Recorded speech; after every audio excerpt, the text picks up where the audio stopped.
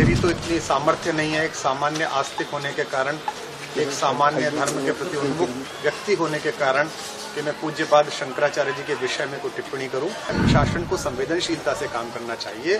जो भी व्यक्ति संत प्रवृत्ति से आता है, जिसके भी शरीर पर भगवा है, जिसने भी स्वयं को धर्म संस्कृति के लिए अर्पित कर दिया है, उससे संवाद करते समय एक थोड़ी सी मर्यादा, थोड़ा सा जिम्मेदारी का भाव रखना चाहिए।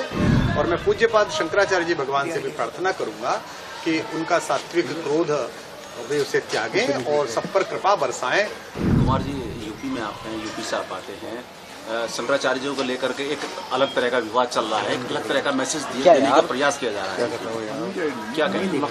दो पक्ष हैं। मेरी तो इतनी सामर्थ्य नहीं है एक सामान्य आस्तिक होने के कारण, एक सामान्य धर्म के प्रति उन्मुख व्यक्ति होने के कारण कि मैं पूज्यपाद शंकराचार्य जी के विषय में कोई टिप्पणी करूं।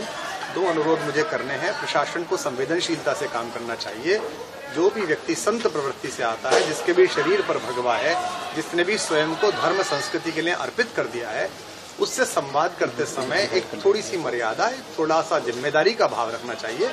और मैं पूज्यपाद शंकराचार्य जी भगवान से भी प्रार्थना करूंगा कि उनका सात्विक क्रोध वे उसे त्यागें और सब पर कृपा बरसाएं।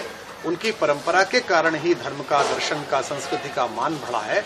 और अगर कोई अपराध किसी से हुआ है तो हम भी सामान्य एक भारतीय नागरिक होने के नाते हम पूज्य शंकराचार्य भगवान से क्षमा प्रार्थना करते हैं कि वे सबके मंगल के लिए सबको आशीर्वाद दें। जिनके पूज्य पिताजी का नाम भगवान राम का पर्यायवाची हो, भगवान राम का एक बहुत ही लोकप्रिय पर्यायवाची है करुणानिधि।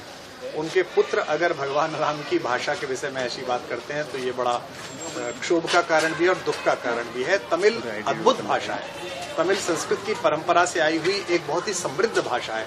तमिल भाषा का प्रचार प्रसार हो, ये हर भारतीय की इच्छा है। न केवल तमिल बल्कि तेलुगु, कन्नड़, मलयालम, बंगाली सबका उत्थान हो। लेकिन उसमें किसी एक भाषा का विरोध करना ये राजनीतिक कौशल है। इस देश में 47 के बाद ये विचार जानबूझकर बोया गया दक्षिण में जाकर दिल्ली के नेताओं ने कि हिंदी किसी पर थोपी नहीं जाएगी।